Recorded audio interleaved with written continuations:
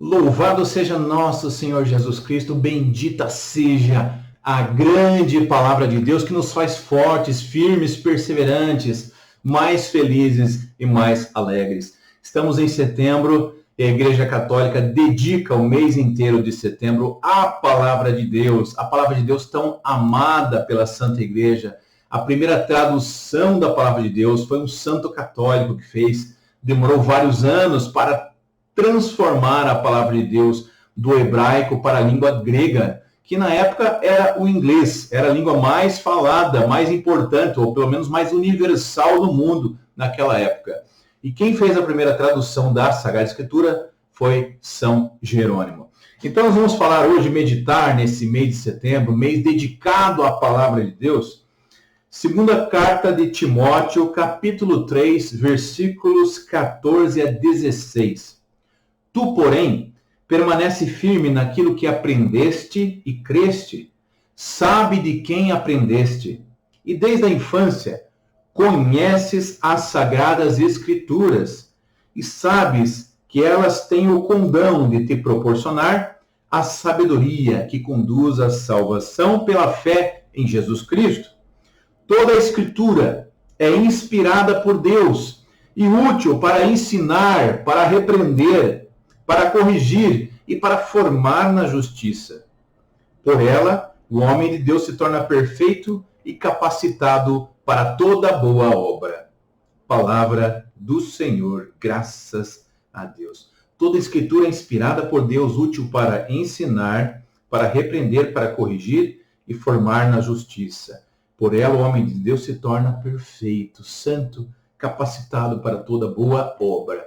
A palavra de Deus, quanto mais você lê ela, quanto mais você digere ela, quanto mais você consome ela, quanto mais você tritura ela, mais você se torna santo, perfeito, íntegro na presença do Senhor. É a palavra de Deus que nos confronta, é a palavra de Deus que nos consola, é a palavra de Deus que nos orienta, é a palavra de Deus que nos transforma para sermos semelhantes a Jesus. E ela é tão importante para a Igreja Católica que nós sempre, em toda missa diária, em todo mundo, sempre temos o ritual da palavra, onde quase sempre lemos uma leitura do Antigo Testamento, um salmo e o Evangelho. Isso dia de semana. No final de semana, são praticamente 4 leituras. Uma do Antigo Testamento, o salmo, uma leitura do Novo Testamento e o Evangelho. Eu não sei se você sabia, mas se você for na missa, na Santa Missa, durante 3 anos seguidos, todos os dias, você vai ler a Sagrada Escritura por completo.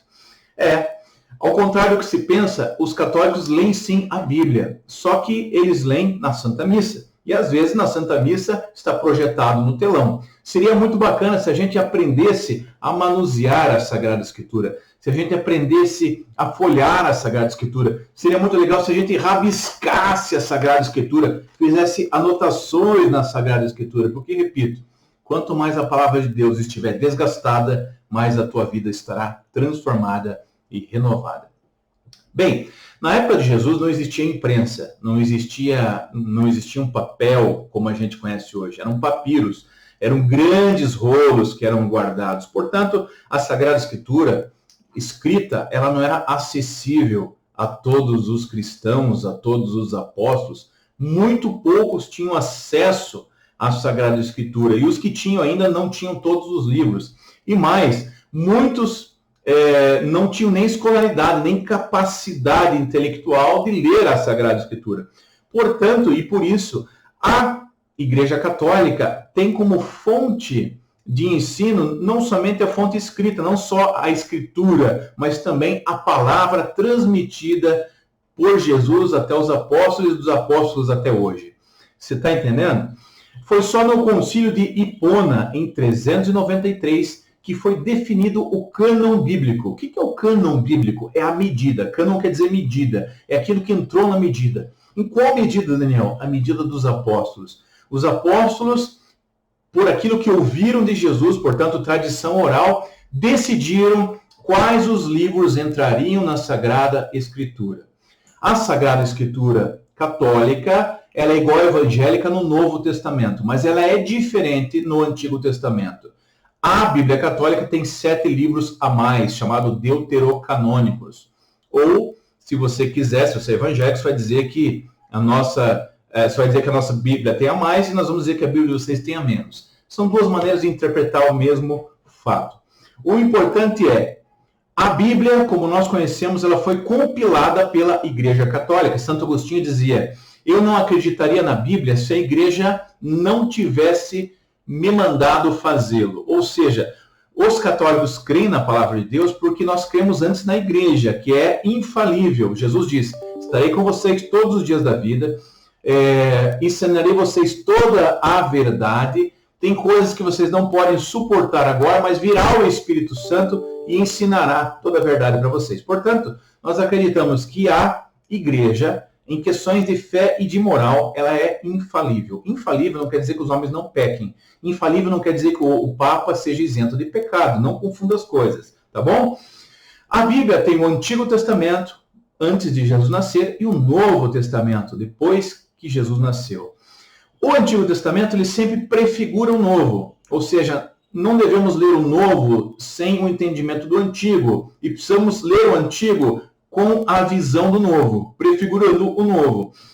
É por isso que a Igreja faz esse favor para a gente. Normalmente, a Igreja Católica, ela já separa esse estudo. A leitura da missa do Antigo Testamento, ela remete diretamente ao Salmo, à leitura do Novo e ao Evangelho. Já a Igreja já fez essa conexão para você entender mais fácil a palavra de Deus, ok? O que nós não podemos fazer quando nós lemos a Sagrada Escritura? Primeiro, tirar do contexto, que é o que a gente não deve fazer com nenhuma carta hoje aqui no Brasil. Por exemplo, se alguém escreve, a porca vai torcer o rabo, é uma gíria, você vai ter que entender o contexto. Se alguém diz, estou pensando, nossa, estou tão desesperado que às vezes desejo a morte, você tem que entender o contexto que a pessoa escreveu isso. Também na palavra de Deus existe o contexto histórico, existe, por exemplo, o momento, a cultura judaica, que tem que sempre ser levado em conta o contexto científico da época, o conhecimento da época, para quem foi escrita, qual o objetivo dessa palavra, porque se você não fizer isso, você vai criar distorções no entendimento da palavra de Deus. Outra coisa que não se deve fazer é sacar versículos sozinhos e usar esses versículos para defender uma ideia, para atacar alguém. Por quê? Porque os versículos foram colocados mais tarde somente na palavra de Deus. E eu não sei se você sabia, quem colocou versículos e capítulos na palavra de Deus foram católicos.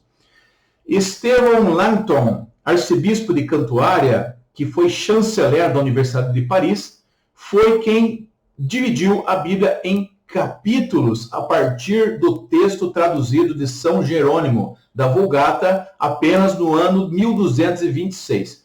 Ora, Daniel, por que eu não posso pegar um versículo isolado? Porque a Bíblia não foi escrita com capítulos e versículos.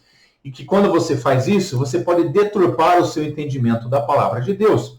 Eu vou dar um exemplo. Os judeus criticam Jesus dizendo, ninguém pode perdoar os pecados, a não ser Deus. Criticam Jesus que ele fala que vai perdoar os pecados. Ele diz, ninguém pode perdoar pecados, a não ser Deus. Se pegar esse versículo separadamente, você vai achar que, por exemplo, a confissão uns aos outros, recomendada em Tiago 5:16, não é válida. Que quando João 20:21, sopra sobre os discípulos, dizem, recebei o Espírito Santo, a quem vocês perdoarem os pecados serão perdoados, a quem vocês retiverem serão retidos, que essa palavra não é válida. Então tem que cuidar quando a gente pega um versículo isoladamente.